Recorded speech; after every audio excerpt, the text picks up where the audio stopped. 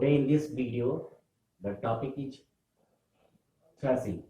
तो ये थ्रेसिंग जो है ये बेसिकली क्या है, इसको समझने के पहले हम लोग इसके बैकग्राउंड को समझते हैं।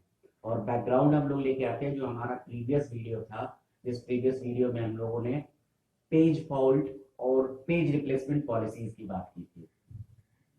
तो पेज फॉल्ट बेसिकली क्या होता है?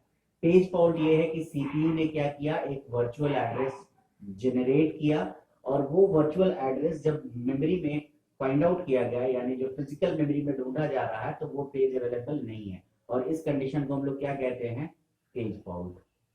अब कंडीशन ये है कि सीपीयू जब एक वर्चुअल एड्रेस जनरेट कर रहा है, किसी पेज या पेज एड्रेस जनरेट कर रहा है और वो पेज मेमोरी में अवेलेबल ना हो हर टाइम और इसकी फ्रीक्वेंसी अगर बढ़ती चली जाए, तब क्या होगा?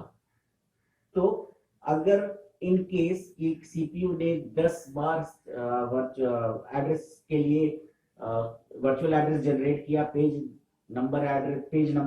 एड्रेस जनरेट किया और वो पेज मेन मेमोरी में अवेलेबल नहीं था, 10 बार में 6 बार अवेलेबल नहीं था, तो इस कंडीशन में क्या होगा, हर बार पेज रिप्लेसमेंट पॉलिसी को हमें क्या करना होगा, अप्लाई करना होगा और एक पेज को पहले हटाना होगा और फिर दूसरे पेज को लाना होगा। तो ये स्वैपिंग का जो कॉन्सेप्ट है वहां पे चलता रहेगा और बार बार अगर हमें स्वैप करना पड़ेगा तो स्वैपिंग में कुछ तो समय लगेगा और वो समय लगेगा, इस दरमियान हमारा सीपीयू आइडल कंडीशन में चला जाएगा, यानी वो वेटिंग कंडीशन में होगा और उसका परफॉर्मेंस जो होना चाहिए था वो परफॉर्मेंस धीरे धीरे क्या होगा, डिग्रेड हो जाएगा।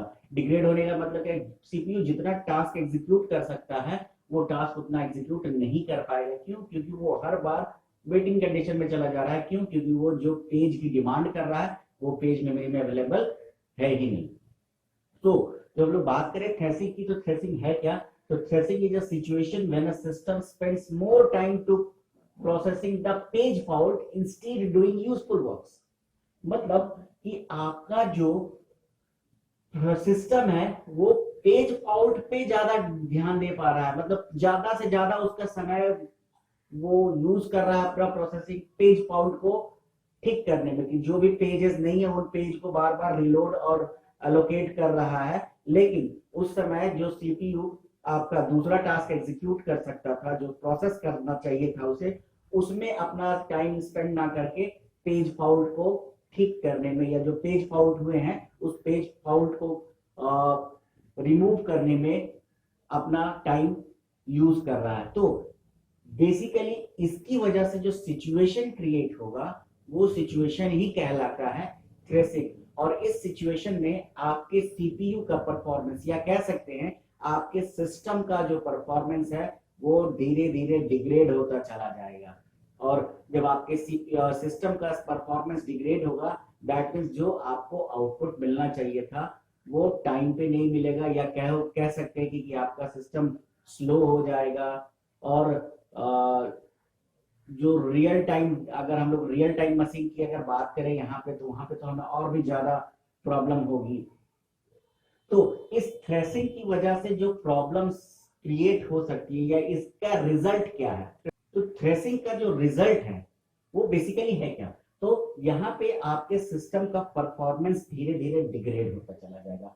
क्यों डिग्रेड होगा? क्योंकि जो आपका प्रोसेस यूटिलाइजेशन है या जो सीपीयू का थ्रूपुट है, जो आपका सिस्टम थ्रूपुट है या सीपीयू थ्रूपुट है, वो धीरे धीरे कम होता चला जाएगा। और ये एक बहुत बड़ा थ्रेट होगा मल्टी प्रोग्रामिंग सिस्टम के लिए। क्यों? क्योंकि जब हम लोग बात कर रहे हैं यहाँ पे कि एक प्रोसेस को एग्जीक्यूट करने में आपको ज्यादा टाइम लग रहा है और हमारे पास मल्टीपल प्रोसेस है क्यू में, और हर प्रोसेस के लिए पेज की डिमांड की जाएगी, तो वहां पे आपका सिस्टम का परफॉर्मेंस काफी काफी लो हो जाएगा। So it is the basic threat for degree of multi programming, और ये आपके सिस्टम पे निगेटिव इफेक्ट डालेगा। तो यहाँ पे आप इस एक ग्राफ से देख समझने की कोशिश करो कि ये जो है आपका, ये सीपीयू यूटिलाइजेशन की बात कर रहा है कि हम सीपीयू को कितना यूटिलाइज कर पा रहे हैं। This is for multi degree of multi programming.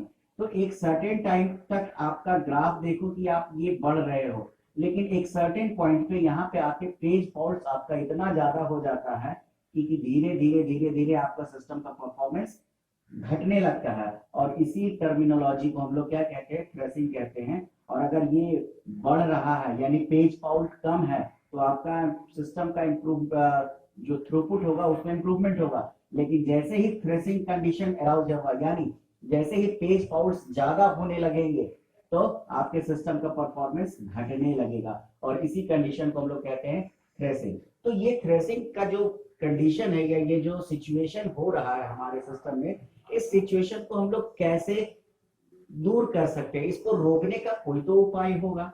तो इसका एक जो सबसे सिंपल उपाय है, ये जो नॉर्मल सी बात है, वो ये है कि यहाँ पे हम लोग प्रिंसिपल ऑफ लोकेलिटी को यूज करें।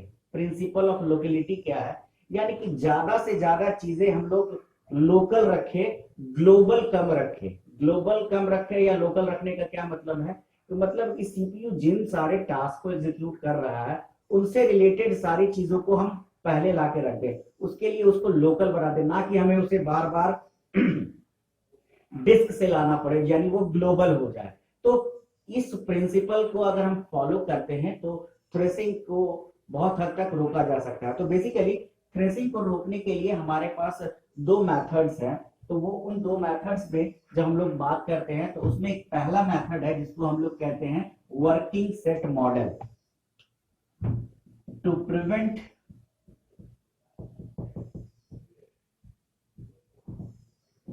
the first thing is working set model, and the second one which is known as page fault rate.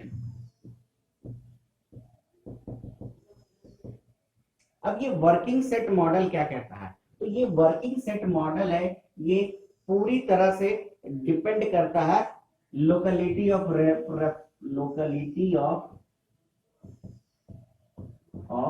Reference. ये इस प्रिंसिपल पे काम करता है, लोकेलिटी ऑफ रेफरेंस या प्रिंसिपल ऑफ लोकेलिटी भी कह सकते हैं, प्रिंसिपल ऑफ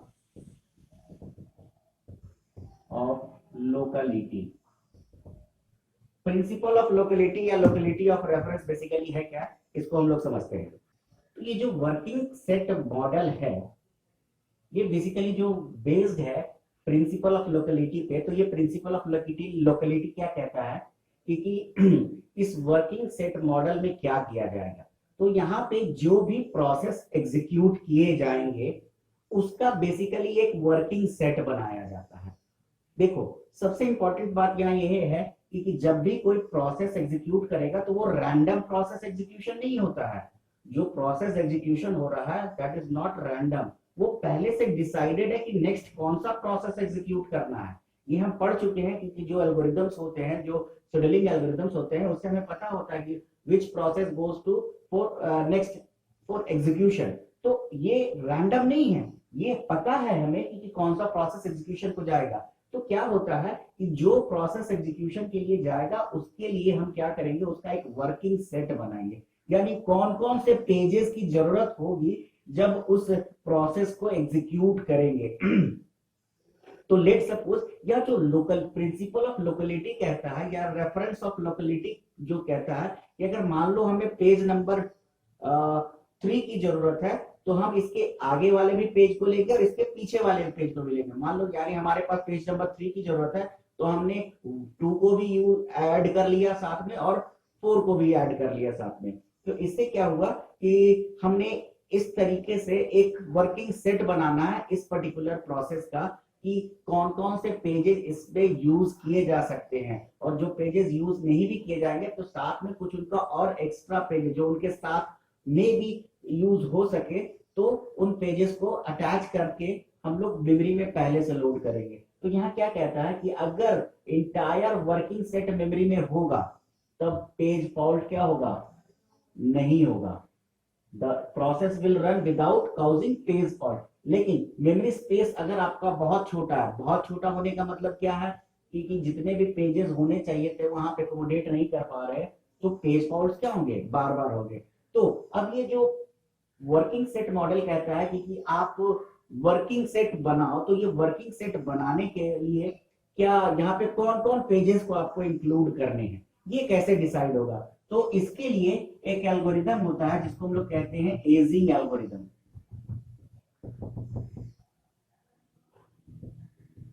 ये जो एजिंग एल्गोरिदम होता है ये डिसाइड करता है हर पेज के एज को।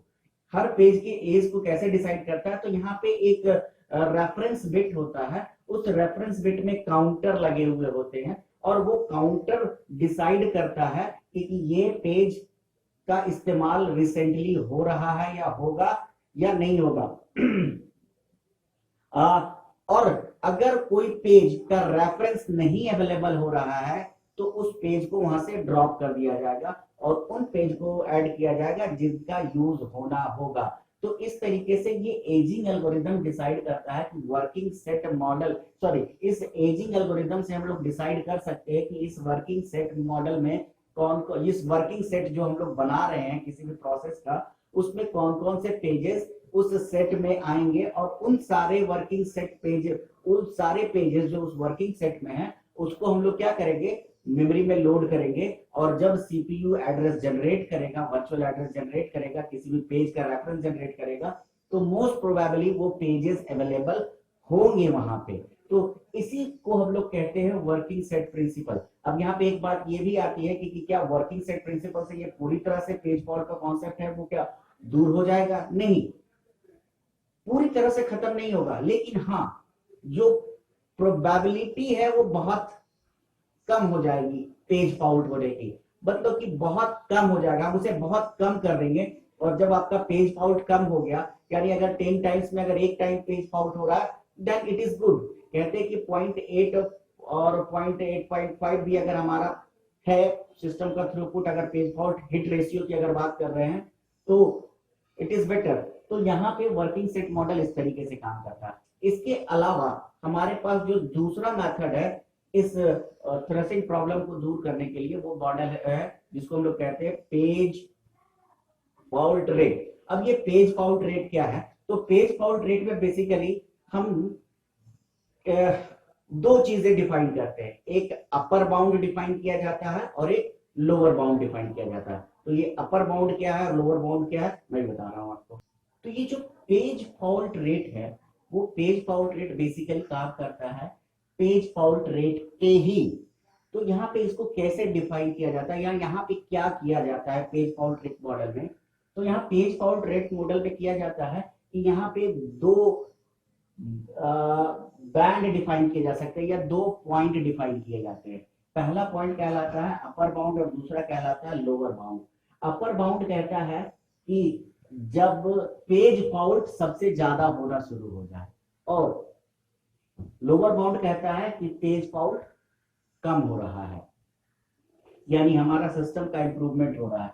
तो उस कंडीशन में क्या करेंगे, अगर अपर बाउंड है, अगर अपर बाउंड रीच हो रहा है, पेज फॉल्ट क्या हो रहा है, अपर बाउंड अगर रीच कर रहा है, तो उस टाइम पे हम क्या करेंगे, जो नंबर ऑफ फ्रेम्स है उसको इंक्रीज करते चले जाएंगे, जो मेन मेमोरी में नंबर ऑफ फ्रेम्स को ऐड करते चले जाएंगे। और अगर वो लोअर बाउंड को रीच कर रहा है तो क्या करेंगे, जो नंबर ऑफ फ्रेम्स है उसको कम करते चले जाएंगे। मतलब कि यहाँ पे जो फ्रेम्स अभी हमारे पास है वो अनयूज्ड है, उसकी जरूरत नहीं है, तो हम उन फ्रेम्स को क्या करेंगे, हटाते चले जाएंगे। लेकिन अगर हम अपर बाउंड पहुंच रहे हैं, मतलब कि हमें और भी फ्रेम्स की जरूरत पड़ने वाली है क्योंकि पेज फॉल्ट बढ़ रहा है, तो उस टाइम पे हम नंबर ऑफ फ्रेम्स उस प्रोसेस के लिए क्या करते जाएंगे, इंक्रीज करते चले जाएंगे। So this is all about the page fault rate and working set model in threading.